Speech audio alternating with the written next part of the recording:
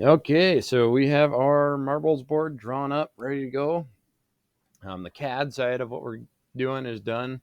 Now we're ready to switch over to the CAM so we can actually put some tool paths on this and let the machine know kind of how we want it to cut it out. So up at the top here, we're in the design tab. We want to switch to the manufacture tab. And what you'll notice is at the top, um, all the drawing tools go away and we get like this milling, turning, additive um, tabs, and then some different tools at the bottom here. So the first thing we want to do is what's called the setup. So I'm going to click on this setup folder and add a little bit of material um, to our drawing here. I'm going to skip this on this pop-up window. I'm going to skip this first left tab. I'm going to go straight to stock. And I don't really like the relative size box tool. Basically what that is it's saying, okay, you created your drawing this big. Now we can add a little bit of material to that. And my brain doesn't work that way very well. I like to be able to just take my raw piece of material stock that I'm going to machine this out of, measure it, and exactly input that size into it. So I'm going to use the fixed size box. That'll allow me to measure it and just enter that information. So my X, when I measured it, was 6 inches. My Y was 5.5, and my Z was 0.5. And I also like to leave all these on center, so it'll center the material up in there. And as you can see, my orientation is all messed up now, which is fine. Because what we're going to do is we're going to go into the setup, and I'm going to flip this around. So I got to let the computer know that my Z-axis is actually going like this way, not left and right here. So on your arrows, you'll notice there's a tail you can click on, and then also a arrowhead. So if you click on the tail, that will flip which way the material is going. You can kind of tell it that. If you click on the head, that flips, like it will flip your Z back and forth. So I'm just going to click on the tail of this, and then I'm going to click on my Z-axis right here, that line. So that will flip my material. And then obviously my X doesn't go this way. So I'm going to click on my X, and then I'm going to click on just this line at the top here. So that will orient that. Now I want to adjust my origin because I don't want to be at the center of the part. I want it to be up in this upper left corner. So I'm going to click on the origin here. Click on that dot up there at the top. And now we're almost there. Last thing I want to do is flip my y-axis. So my y is going to the right. My X is going to the right. My y is going up. And my z is going up also. So this is the orientation you are looking for. It might take a little bit of clicking around to figure out how it works. But don't be afraid to click on stuff, flip the arrows, play around with it as you need. So I'm going to go and say OK to that. And that adds material. You can kind of see it's a shaded material around the outside of that. Now we can start putting some tool paths on here. The first tool path we're going to do is what's called a face mill. So it's just going to come down here and real lightly cut the top of our material. And it's right at the top here under milling, face milling right here. I'll go ahead and click on that. And the way these folders work is kind of top to bottom, left to right up here on these tabs. So I'm on the far left tab, so I'm just going to start by working from my top down here. First, I'm going to select a tool. And we're going to go into sample tools right here, inch. Click on that. I'm going to come over here to the far right here. Click on the checkbox for face mill. And it says no data in there. So what I will do is I will share a tool library with you guys that has these tools in it. And what you'll have to do is under cloud, I believe you have to make a new folder, new library, or you can either import the library. You'll plug in the thumb drive, click import library, go find it, and that will add it in on here. Because what you're looking for is the 3-inch face mill, and that will be in the tool library that I add for you guys. So we'll select that. Then let's go through and adjust all these defaults. So we're gonna, our spindle speed's at 7,000. Surface speed, I'll set that to 200. Why is that adjusting?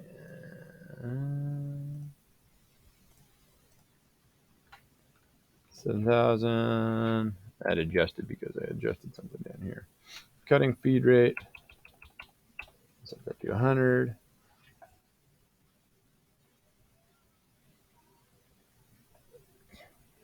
Feed per tooth, 0.03003, sorry, 3,000. And that'll adjust my feed rate a little bit. That's okay. Lead in, we'll set that to 50. Lead out 50. Ramp 50. Plunge 50.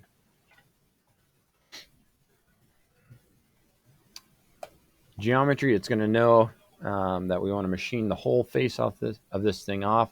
So it's going to put a yellow box around the whole thing. Heights.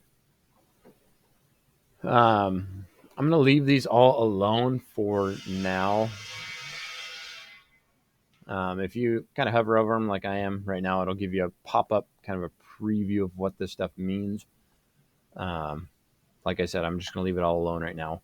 The top is going to be the stock top, and the bottom is set to the model top right now. The issue with that is our stock top and our model top are the same. So it's not going to be cutting any material off. So I'm just going to switch this to stock top just so I'm thinking of these two the same. And I'm going to take off 10,000. Sorry. Anytime you enter anything into this bottom height, if I say okay to that, it's going to give me a warning. Say the top height must be above the bottom height. That's because I entered in a positive 10,000. This has to be a negative. So it has a little bit of material to take off there. So say okay to that. And then we're going to go ahead and simulate this and kind of see what it looks like. And I'm assuming we're going to have to make some changes to it. That's fine. So I'm going to right click on my face right here. Go to simulate. And what I like to do is at the top here, you can adjust the tool. I think the default has the holder turned on. I like to just turn it on to just the flute so you can see kind of what's going on a little bit better. Then I also like to click this box down here for the stock. Turn the stock on so you can see if you're actually cutting material or not. And then at the bottom here, we have some kind of ways to adjust what we're seeing here. You can skip to the beginning of your program. You can skip to the next or the previous operation. You can fast forward through it. You can play. And then this also adjusts the speed of how fast it plays. I'm just going to click the play button. It's going to go through that. That went through that really fast. So I'm going to go back to the start. I'm going to slow this down so I can see. It's a little too slow.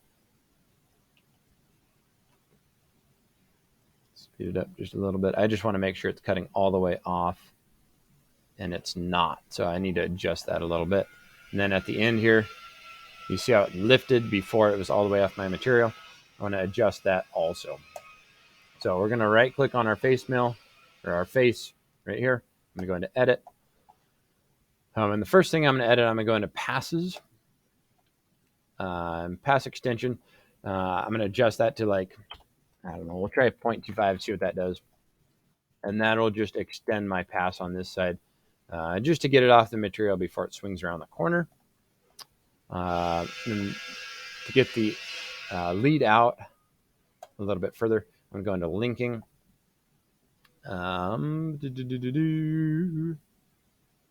Lead in entry, lead out exit.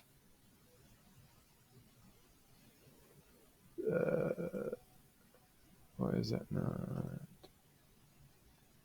Is that under passes?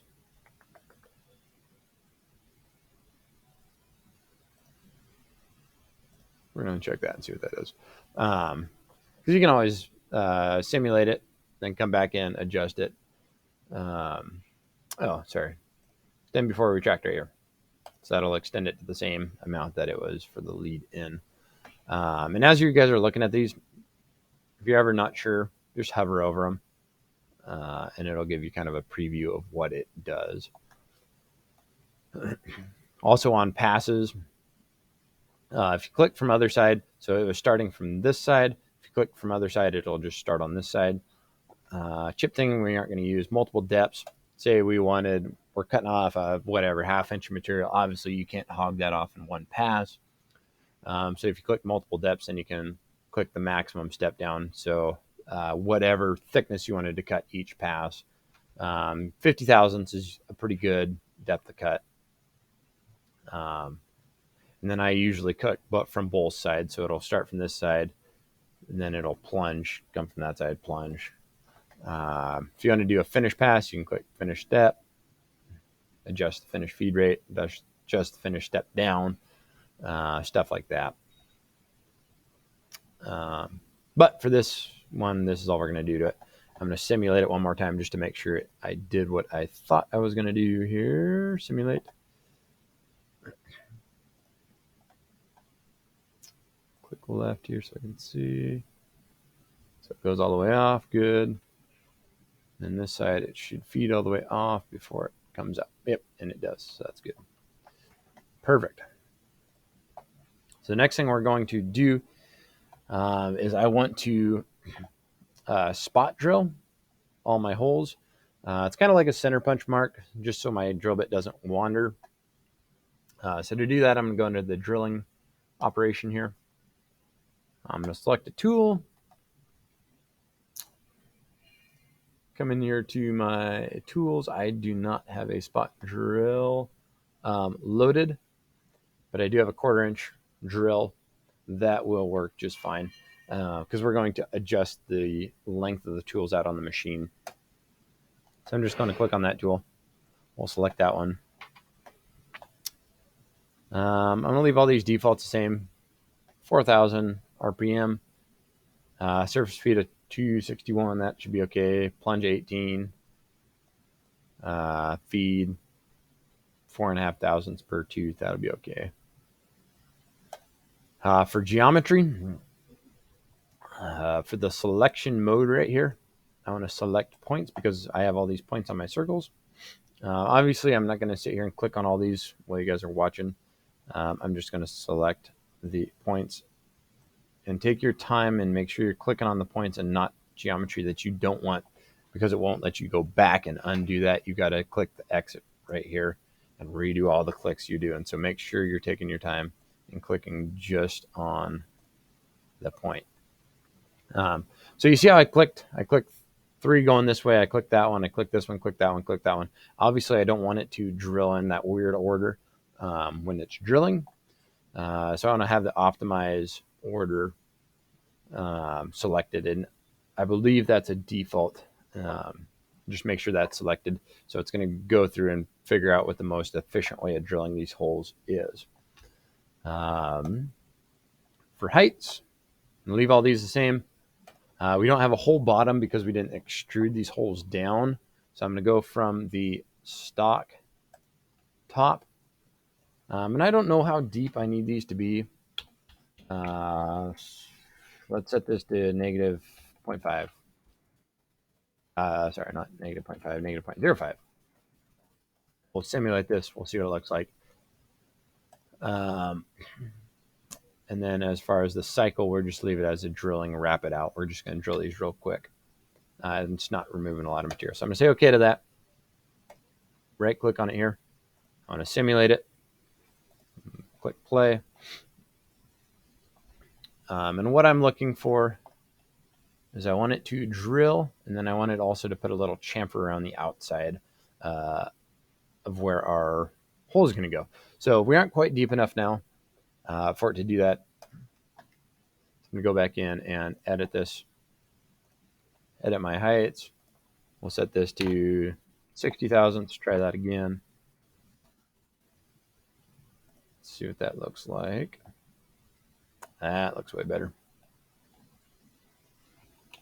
So as it drills, it's going to drill deep enough. There's going to be a little chamfer here on the edge, which is what we want. So when we play this, the pegs will kind of slide into the hole a little bit easier.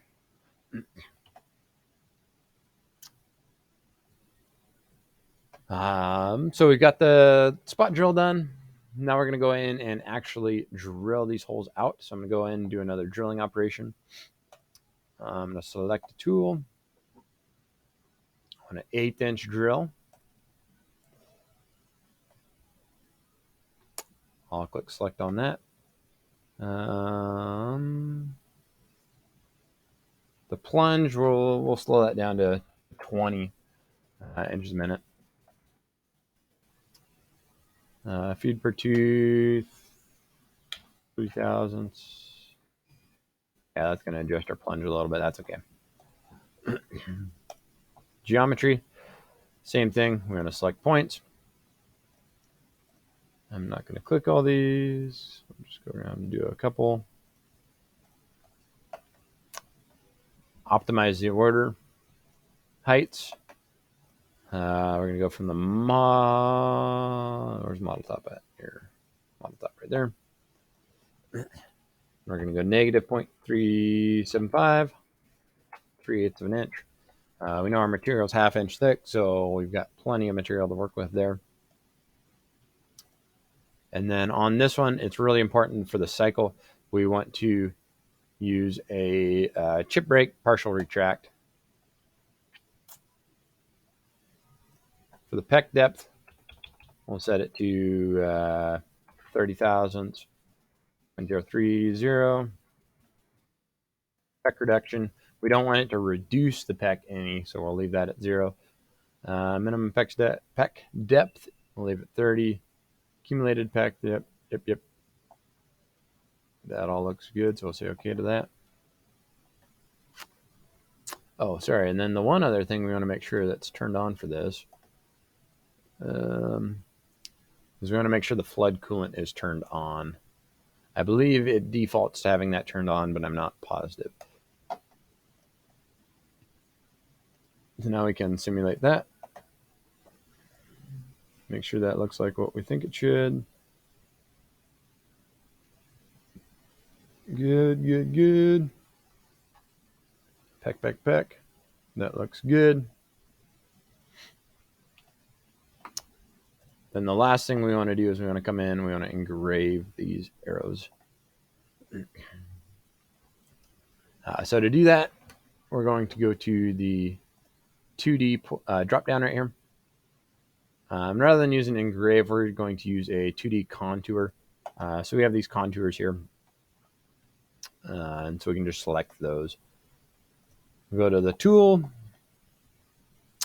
And we want to use an 1/8" ball end mill. So okay to that. Spindle speed, come on.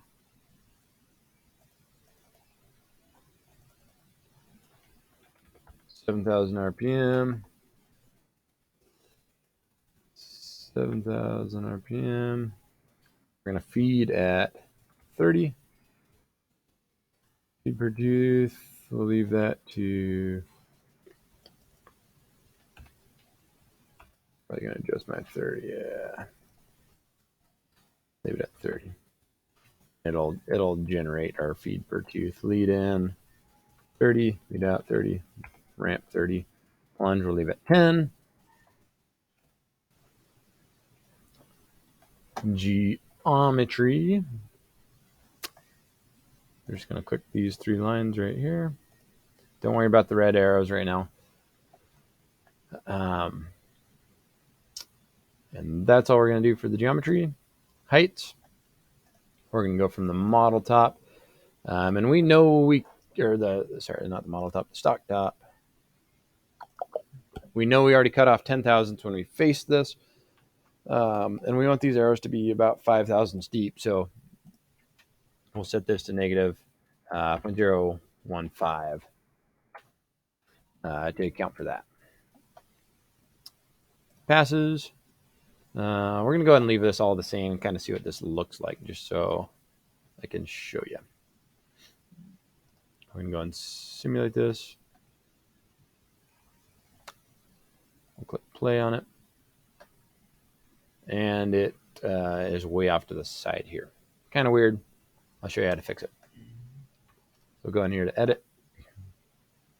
Under passes. The compensation type. So it's trying to compensate to one side or the other of this line. We want to turn that off so it just cuts down the center of the line. So we're going to click on that rather than in computer. We're going to turn that off. Now let's look at kind of what it looks like here.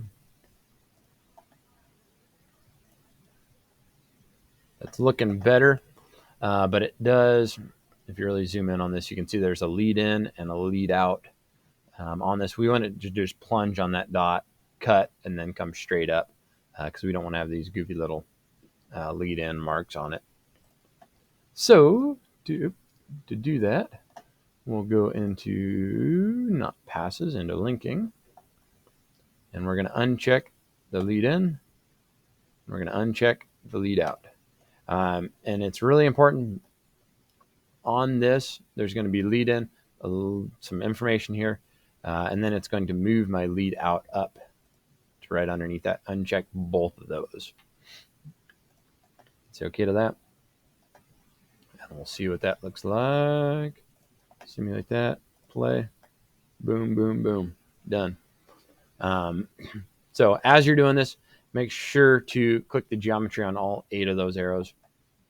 So it'll select all 8. Then what I like to do when I'm all done, right click on the setup, simulate, and this will simulate the whole thing so you can kind of see what the whole thing looks like just to make sure everything looks right.